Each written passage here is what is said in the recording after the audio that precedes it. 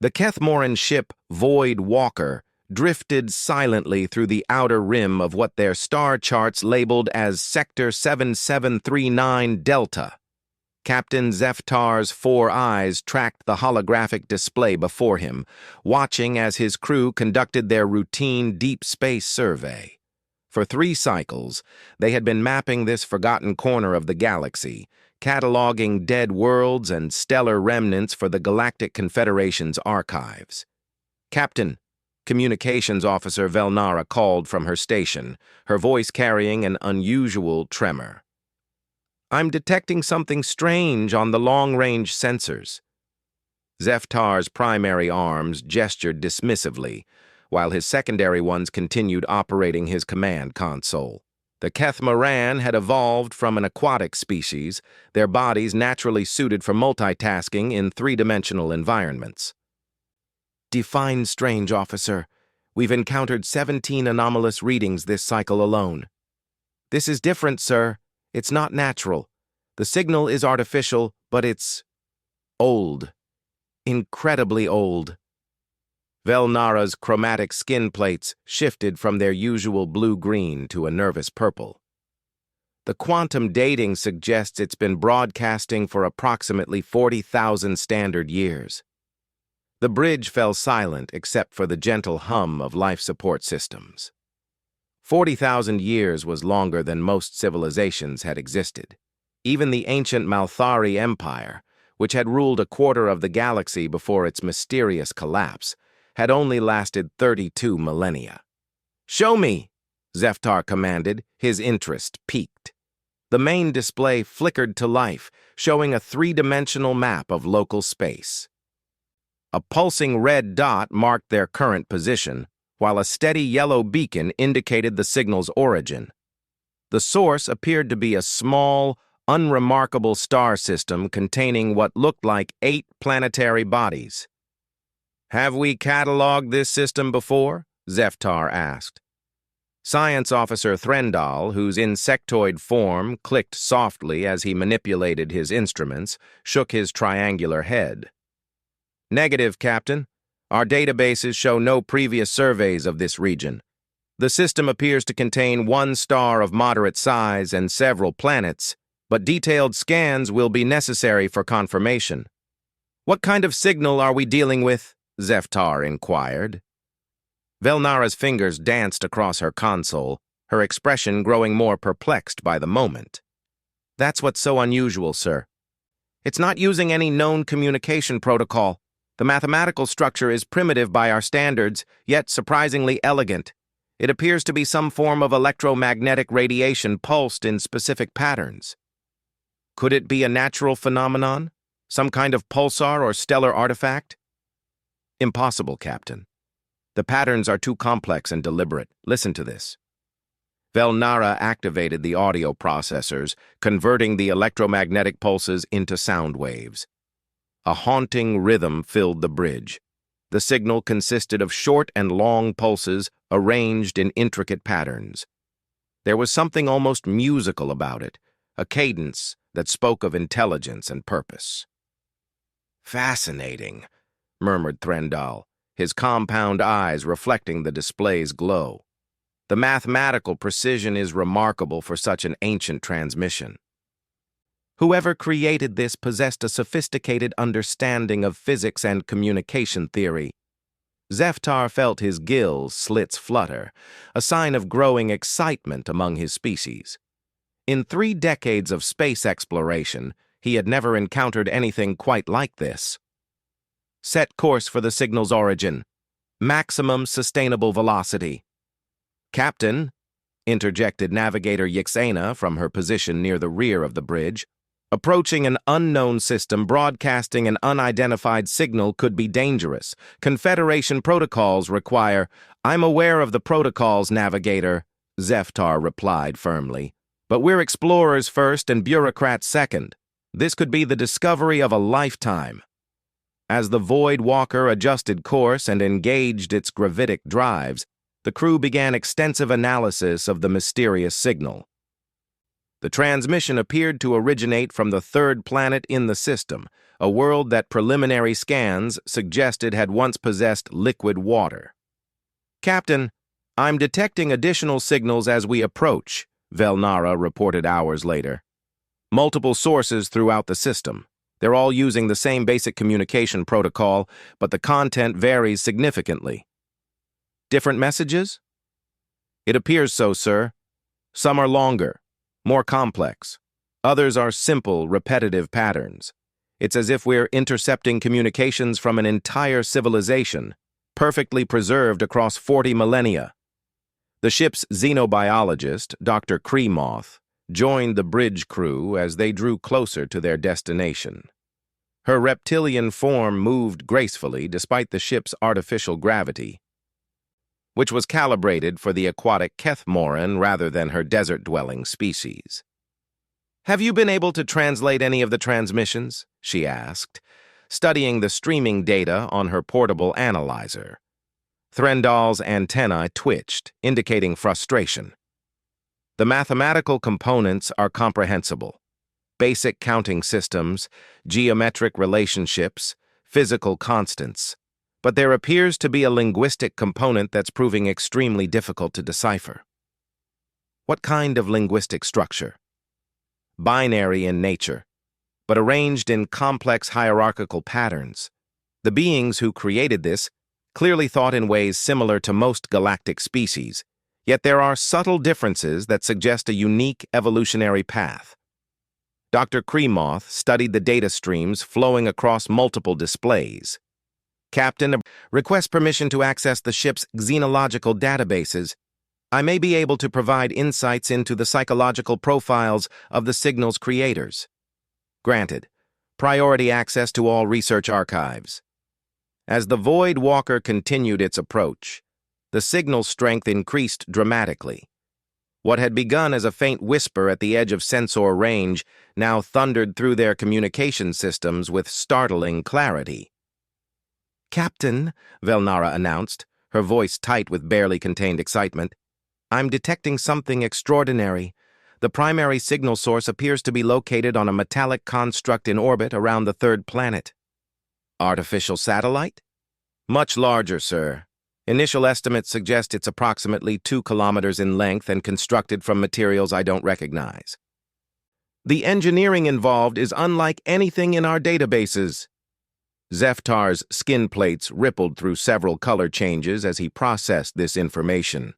An artificial construct of that size, broadcasting for 40,000 years, suggested a level of technological sophistication that might rival or exceed current galactic civilization. "Are there any signs of activity? Life support? Defensive systems?" "Negative on all counts, Captain. The construct appears to be completely dead except for the transmission array. Whatever power source is maintaining the signal, it's been operating continuously for 40 millennia." The implications were staggering. Even the most advanced Confederation technology required regular maintenance and fuel replenishment. The idea of a system operating autonomously for such an extended period was almost unimaginable.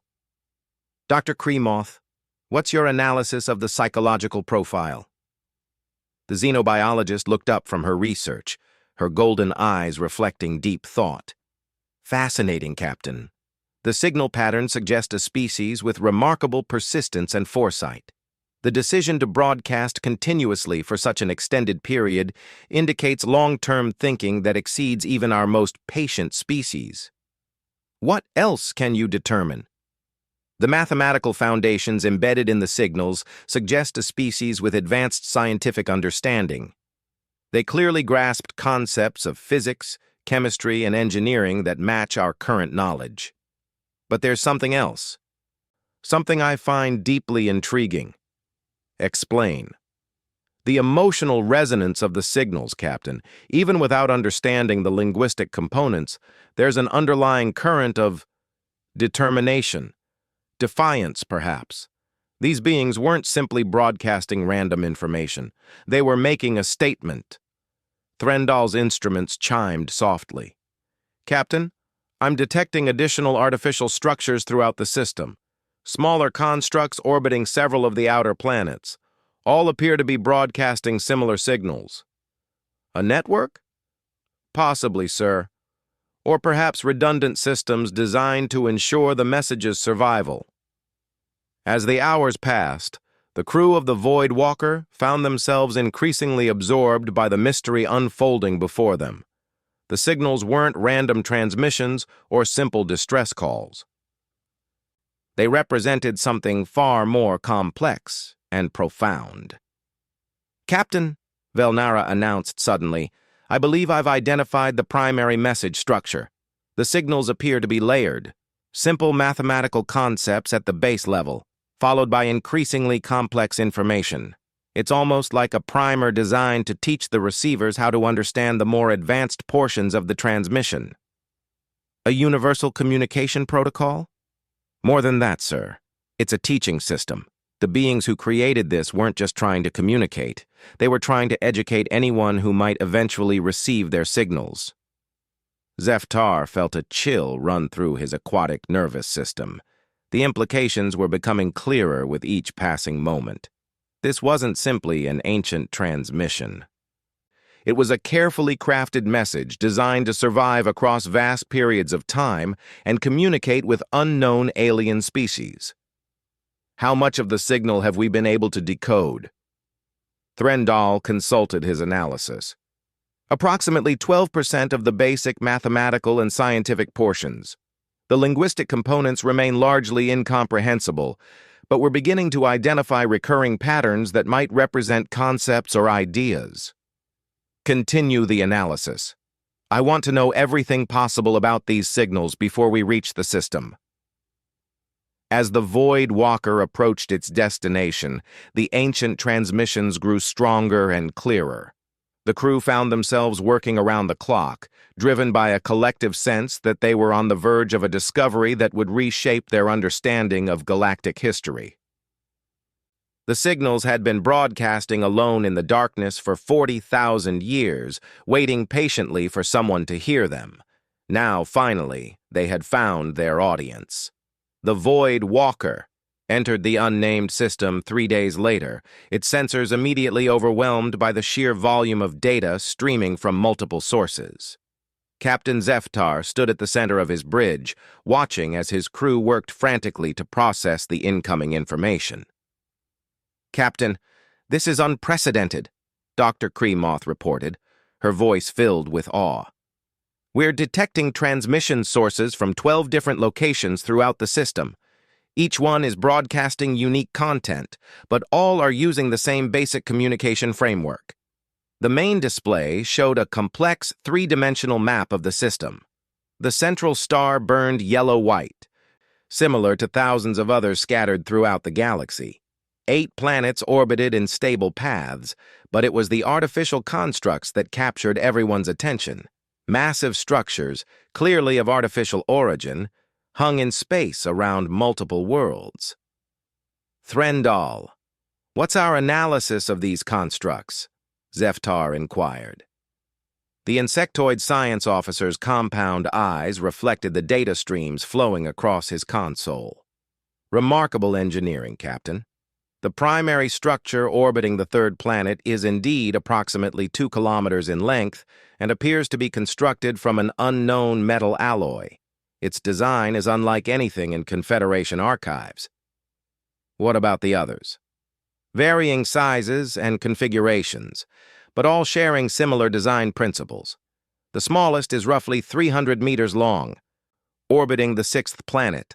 The largest, aside from the primary structure, measures nearly 1 kilometer and maintains a stable orbit around the system's outermost world." Velnara looked up from her communications station, her chromatic skin displaying patterns of intense concentration. "Captain, I've made a breakthrough in the signal analysis. The transmissions aren't random broadcasts. They're responding to our presence." A stunned silence fell over the bridge. Responding signals meant active systems, possibly even artificial intelligence. "Explain," Zeftar commanded. "As we've approached, the signal patterns have been subtly shifting. The mathematical sequences have become more complex, almost as if the systems are testing our ability to understand increasingly sophisticated concepts. It's like they're trying to establish our level of technological development. Dr. Kremoth moved closer to examine Velnara's data. That suggests remarkable sophistication. These systems have been evaluating our capabilities and adjusting their output accordingly. The psychological implications are extraordinary. What kind of psychological profile does that suggest? Zeftar asked. A species with incredible patience and foresight, Captain. They designed these systems not just to broadcast, but to actively engage with potential recipients. The level of planning required for such a project spans multiple generations, possibly centuries of development. Threndal's instruments chimed with an urgent tone. Captain, the primary structure is powering up additional systems. I'm detecting energy signatures unlike anything in our databases. The bridge crew watched in fascination as the massive construct began to glow with an inner light. Sections that had appeared dormant for millennia suddenly came alive with activity. Are we in danger? Zeftar asked. Unknown, sir. The energy patterns don't match any known weapon systems, but they're certainly powerful enough to be concerning. Suddenly, the communication system erupted with a new transmission. This one was different from the patient, repetitive signals they had been receiving. It was direct, focused, and unmistakably intended for them. Captain, Velnara announced, her voice trembling with excitement, they're broadcasting directly to us. The signal is tight beam focused on our exact position and contains mathematical concepts far more advanced than anything we've seen before. The transmission lasted 17 minutes. When it ended, the bridge crew stared at their displays in amazement. Analysis? Zeftar requested. Threndal worked furiously at his console. Incredible, Captain. The signal contained detailed information about physics principles that exceed our current understanding. Gravitational manipulation, quantum engineering, energy systems that shouldn't be theoretically possible. They're sharing advanced technology? More than that, sir. They're providing the foundational knowledge necessary to understand the technology. It's as if they anticipated that any species receiving their signals might be less advanced and need instruction. Doctors Kremoth studied the psychological patterns embedded in the transmission structure. Captain, this behavior suggests a species driven by an almost desperate need to share knowledge. The urgency underlying these signals indicates they were facing some kind of existential threat. What kind of threat? Unknown, but significant enough to motivate the construction of this entire communication network. They were determined to ensure their knowledge survived, even if they didn't. The implications sent chills through the crew. They were potentially dealing with the legacy of an extinct civilization, one that had possessed technology beyond current galactic standards. Velnara, any indication of what happened to the signal's creators? I'm detecting additional information streams, Captain. The signals contain what appear to be historical records, but decoding them will take time. The linguistic components are extremely complex. How long? Unknown, sir. Days, possibly weeks.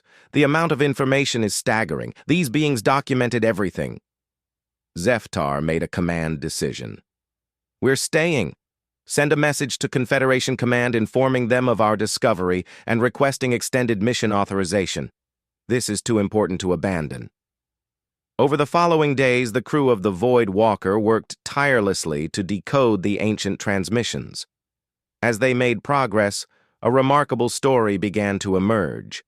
The signals originated from a species that called themselves humans. They had inhabited the third planet of this system for approximately 300,000 years before developing spaceflight. Their technological advancement had been rapid, achieving interplanetary travel within a single millennium. Captain, Dr. Kremoth reported during their daily briefing, the psychological profiles of these humans are fascinating. They appear to have been remarkably diverse, with multiple subspecies and cultural variations, yet they demonstrated unprecedented cooperation when faced with external threats. What kind of threats? That's where the records become disturbing, sir. The humans encountered other spacefaring species approximately 800 years before these signals began broadcasting. The initial contacts were apparently peaceful, leading to trade and cultural exchange. Threndall added his scientific analysis. The technological data supports Dr. Kremoth's findings. Human science accelerated dramatically after contact with alien species. They absorbed new concepts and improved upon them with remarkable speed. Then what went wrong? War, Captain. Galactic war on a scale that defies comprehension. The records indicate that multiple advanced civilizations began a conflict that eventually consumed entire star systems. Velnara looked up from her translation work. The humans weren't the primary combatants, sir. They were caught in the middle of something much larger. A war between species that possessed technology centuries ahead of human development. How did they survive? They didn't, Captain. At least not in their original form. The records indicate that human civilization was systematically destroyed during the final phases of the Galactic War. Their homeworld was rendered uninhabitable. Their colonies eliminated, their fleets scattered. A heavy silence fell over the bridge. They were dealing with the death cries of an entire species. But they fought back, Dr. Kremoth continued. The psychological profiles show a species that refused to surrender even when facing impossible odds. They developed weapons and strategies that surprised their enemies, enough to ensure that their destruction came at a significant cost. Threndall's analysis grew more detailed as additional records were decoded. The humans possessed an unusual capacity for rapid adaptation and innovation under extreme stress. When faced with superior technology, they found ways to turn their enemies' advantages against them. What kind of ways? Guerrilla warfare on an interstellar scale, Captain. They used their smaller size and mobility to strike at critical infrastructure. They developed new weapons specifically designed to exploit weaknesses in their enemies' technology. Most remarkably, they managed to acquire and reverse engineer advanced alien technology, often improving upon the original designs. Velnara discovered additional layers within the transmissions. Captain, there are records here of the final human strongholds. They held out for nearly 2 centuries after their homeworld fell, fighting from hidden bases and mobile fleets.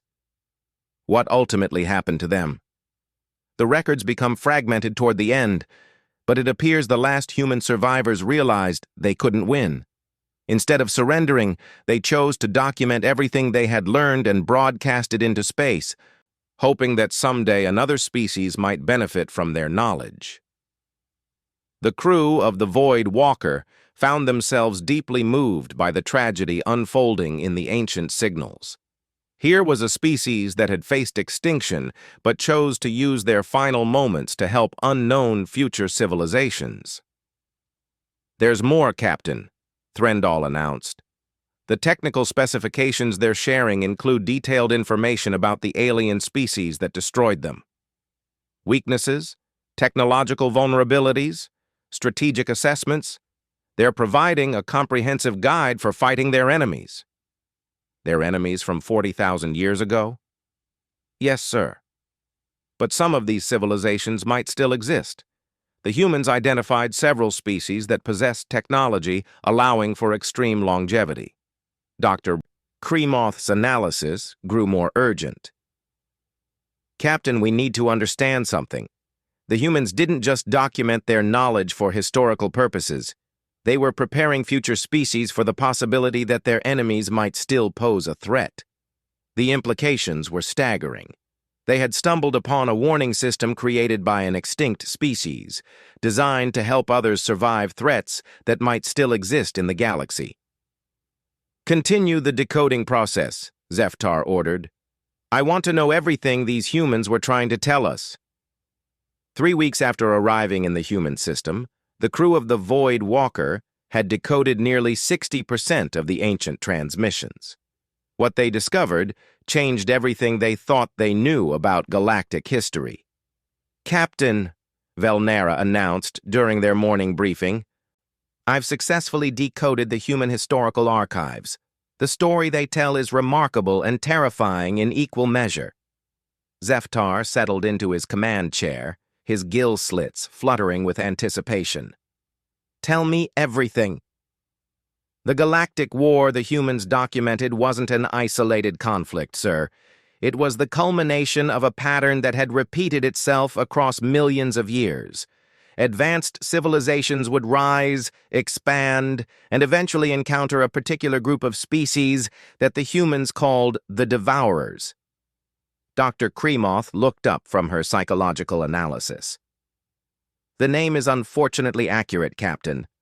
These beings appear to be a collective of species that consume the resources and knowledge of other civilizations.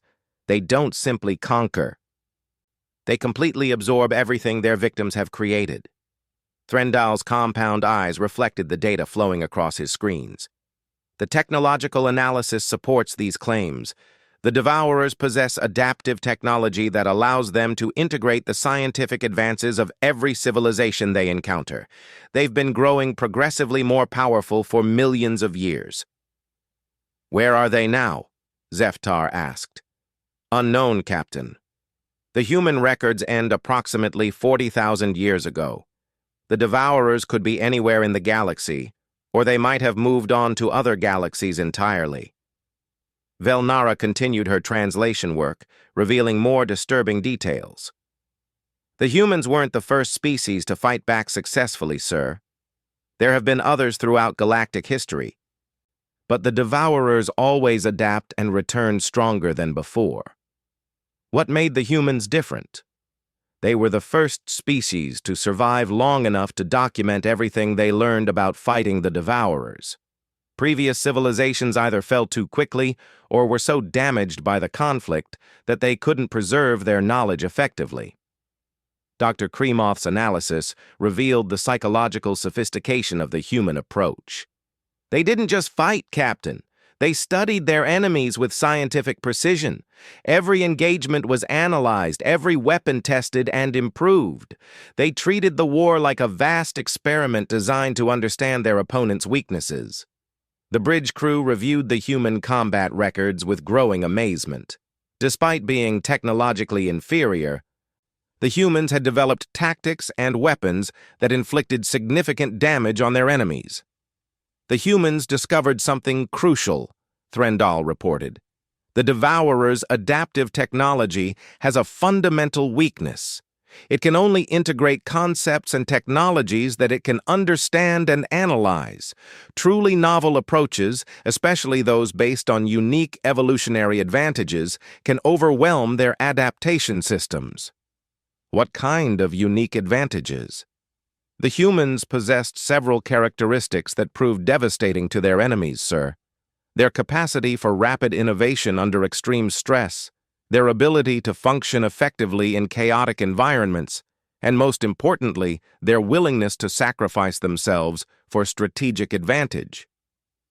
Velnara had decoded additional technical specifications. "Captain, the humans developed weapons specifically designed to exploit Devourer weaknesses. They're sharing complete blueprints and manufacturing instructions." "What kind of weapons?" "Adaptive disruptor fields that prevent technological integration, quantum bombs that create localized reality distortions, and most remarkably, biological weapons that target the Devourers' collective consciousness systems." Dr. Kremoth studied the psychological warfare techniques the humans had developed. They understood that the Devourers' strength came from their unity and shared knowledge, so the humans created weapons designed to sever those connections and force individual Devourer units to function independently. The implications were staggering. The humans had essentially created a comprehensive guide for fighting an enemy that might still pose a threat to galactic civilization. "There's something else, Captain," Velnara announced. The final human transmissions contain detailed star maps showing Devourer fleet movements and base locations as they existed 40,000 years ago. If these beings move slowly or maintain permanent installations, some of this information might still be relevant. Zeftar realized the magnitude of their discovery. They weren't just dealing with ancient history.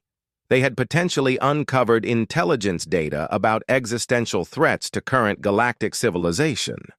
Have you found any indication of what happened to the last human survivors? Threndal consulted his analysis. The records suggest that the final human fleet made a desperate attempt to escape the galaxy entirely. Their last transmission mentions plans to travel to a nearby galaxy cluster, hoping to establish a new civilization beyond the Devourer's reach. Did they succeed? Unknown, sir. But the fact that they continued broadcasting these signals suggests they believed other species in this galaxy might still face the Devourer threat. Dr. Kremoth had made a disturbing discovery. Captain, the human psychological profiles indicate they believe the Devourers would eventually return to this region of space. The entire communication network was designed as a warning system for future civilizations. A warning about what? The Devourers follow patterns, sir. They consume the most advanced civilizations first, then move systematically through less developed species.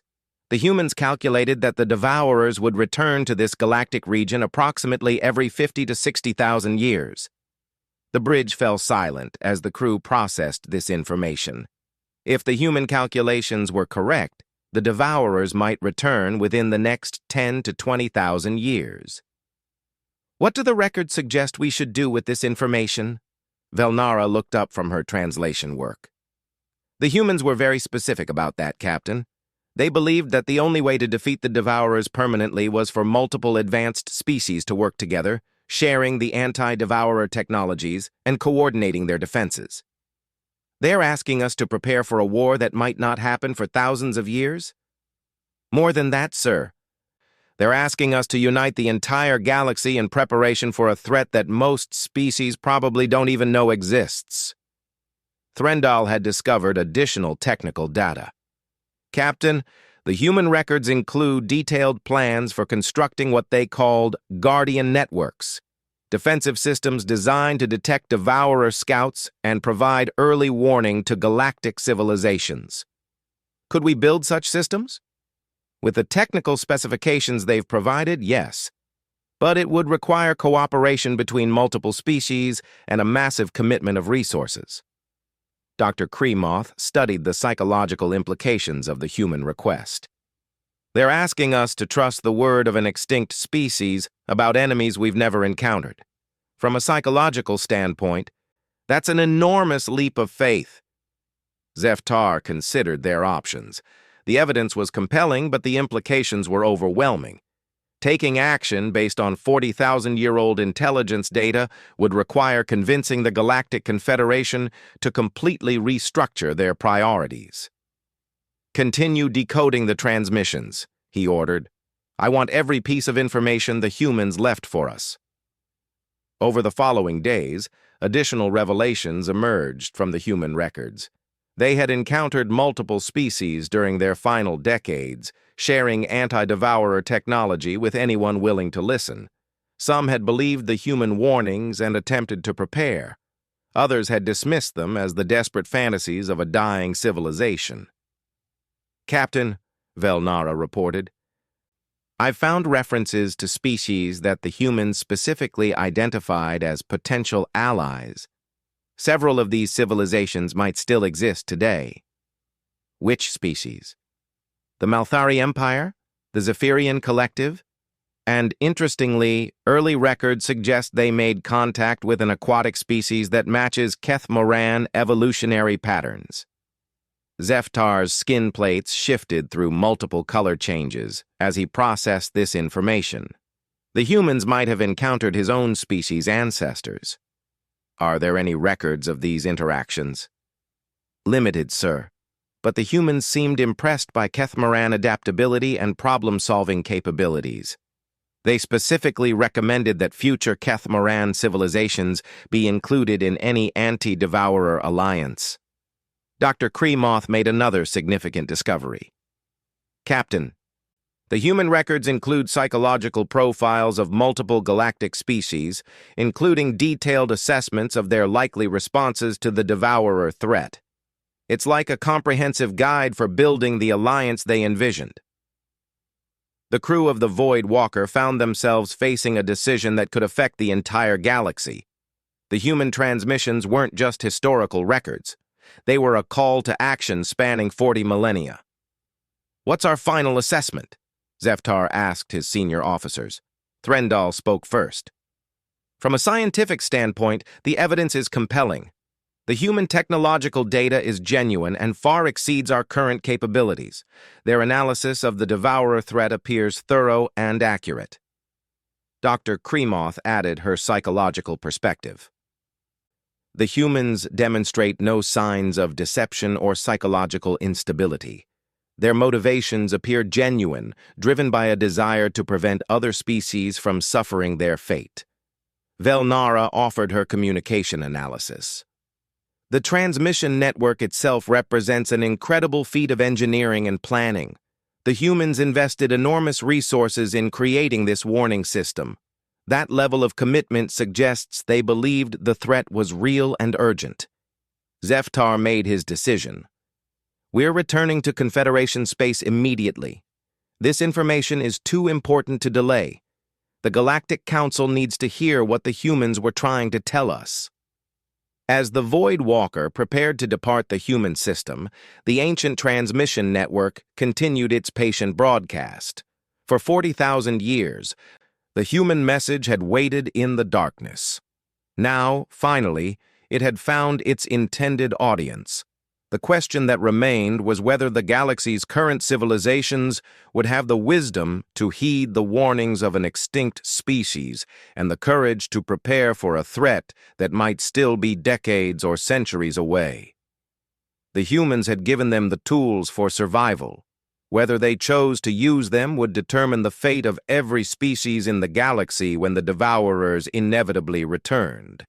In the vast emptiness of space, the human transmissions continued their eternal vigil, broadcasting hope and defiance across the cosmos, ensuring that humanity's final gift to the galaxy would never be forgotten.